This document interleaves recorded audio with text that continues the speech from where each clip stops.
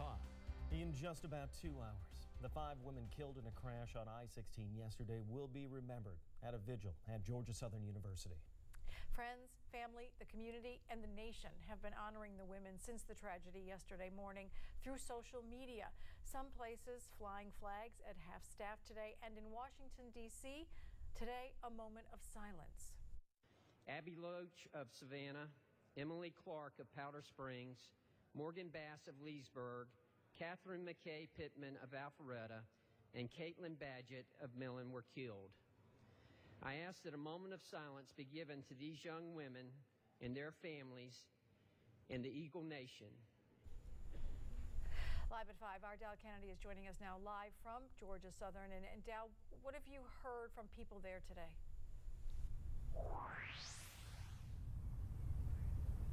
Jody, what you hear and what you see is a tone of sadness and shock. Take a look with me, if you will, the school paper, the student paper here. The 5 names on the front page was all that needed to be said. Take a look at a little bit of video from earlier. You can see the crews were setting up for this memorial tonight. You see the chairs they are expecting. The Sweetheart Circle will be standing room only in just a few hours as they try to heal past the death of these 5 young ladies, all 5 nursing majors on their way down to Savannah. Their friends, their sorority members, their nursing classmates will be here tonight, leaning on each other, looking for solutions, looking for answers where there may be none. It is truly incomprehensible.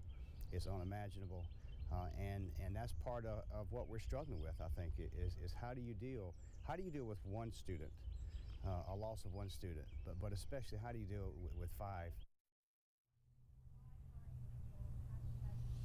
How indeed, that is the question that many people are looking to each other for answers tonight, for consoling, for comforting, and looking to heal and see where they go from here. And we will be here the night for this streaming. You'll be able to watch this memorial live on WTOC.com. We'll be streaming it for you. You can watch it from anywhere in the country as Eagle Nation is gathering together in mourning. You've seen it through social media. Coming up tonight at the news at 6, you will hear more from Dr. Keel. You'll also hear from one of the classmates who looked up to these young ladies, and she is heartbroken. You'll also hear from one of their nursing mentors in how the rest of these nursing students may be able to pull from this, and it may change their careers for moving forward from today. For right now, live in Georgia Southern, Dow Kennedy, WTOC News. We also have a WTOC update now on the 2 other students that were hurt in that same crash. Brittany McDaniel of Reedsville and Megan Richards of Loganville. We found out today that Megan Richards has been released from the hospital. The condition of Brittany still unknown at this time. Another man, 53-year-old Greg Johnson, also injured in that crash. He too has been released from the hospital. Georgia State Patrol is still investigating, trying to figure out how that crash was caused. Live at 5, many hearts pouring out, sharing your thoughts and prayers with these 5 women and the 3 that were 2 injured and the other man as well. You've been going to our WTOC social pages, including our Facebook page. Overwhelming response and thoughts and prayers pouring out of you. You have posted on this, asking you to share this post with your friends and family, to anyone who wants to leave a message for the families. Again, you can go to our Facebook page and leave your memories.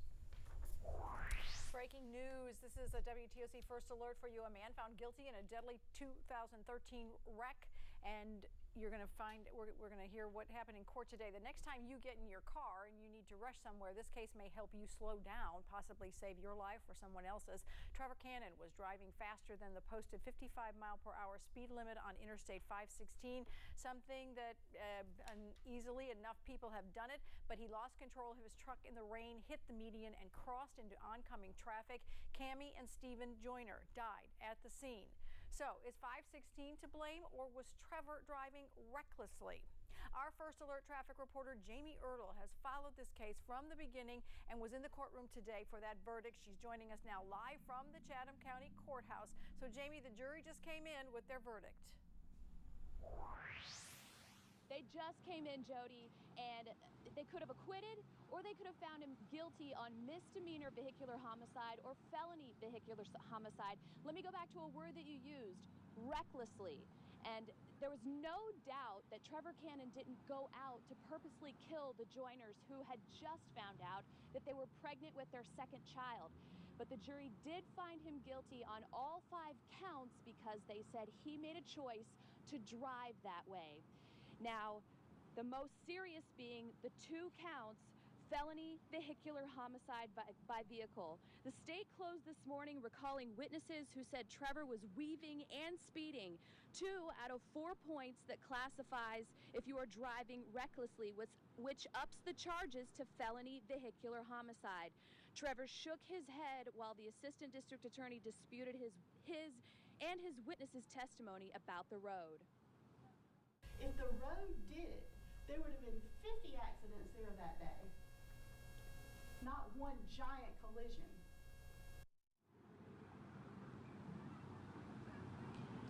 This is a real wake-up call for drivers. We're all busy people, but the jury said, basically, you cannot speed and accidentally kill someone and not pay the price for it. Now, the Joyners leave behind an orphan daughter, Dakota, and coming up all new at 6, I spoke to Cammie's mom, and she told me something that was just heartbreaking, and we'll have that new at 6 coming up. Live in Savannah, Jamie Ertel, WTOC News.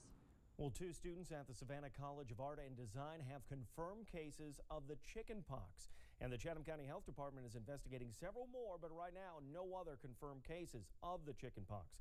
As you know, chickenpox is usually a mild disease in children, and they generally do not experience complications. Complications are more likely for children under the age of 1 and anyone over age 15 and people who have a weakened immune system.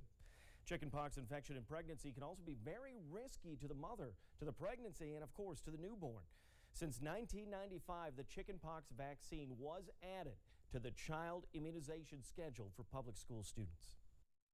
Folks my age, we remember when everybody got chickenpox and we just really didn't worry about it. But then in 1995, we started vaccinating because even though most children did well with chickenpox, we did know there was a population that was at risk for severe complications, even death from chickenpox. The chickenpox vaccine is about 85% effective. Those who do still get it have, for cases of chickenpox, they usually say it is mild. The U.S. Advisory Committee on Immunization Practices, they recommend 2 doses of the chickenpox vaccine for most children. The first dose is given about age 1, the second around age 4 to 6. The University of Georgia school system does require certain vaccinations, including the chickenpox vaccine for those born before 1980, before students go to college, but only for public universities and colleges. According to SCAD's website, they do not require vaccinations for students, but they do have information on meningitis, which is required by Georgia law. Live at 5, we do have a list of the required vaccinations online. You can check it out at WTOC.com. Just click on our health page. We want to go to our WTOC First Alert desk with Wendy Redmond.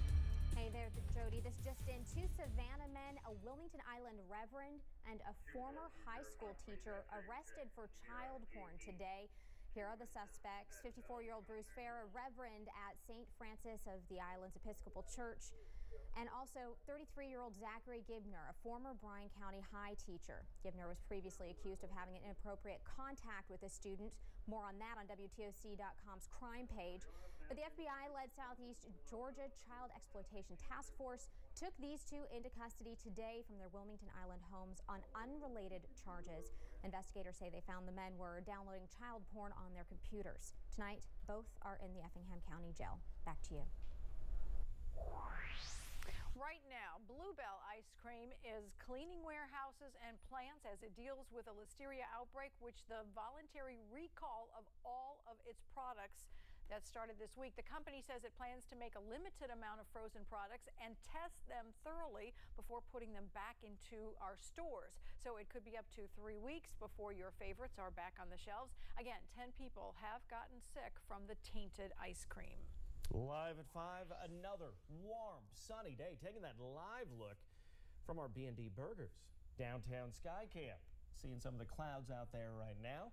We do want to check and see if this is going to continue as we move on through into our Friday, Pat. Well, yeah, the clouds adding that texture to the sky at the moment might lead into a very colorful sunset. And not too much going on around here. We are seeing an increase in cloud coverage off to the west of us, associated with a weak front that's passing on through. But what I'm watching for tonight is the sky. And I'm going to show you what to look for in the evening sky tonight astronomically, and watching a storm potential developing for Saturday. I'll have more information about all that coming up very shortly. All right. Thank you, Pat. Are you prepared for a hurricane?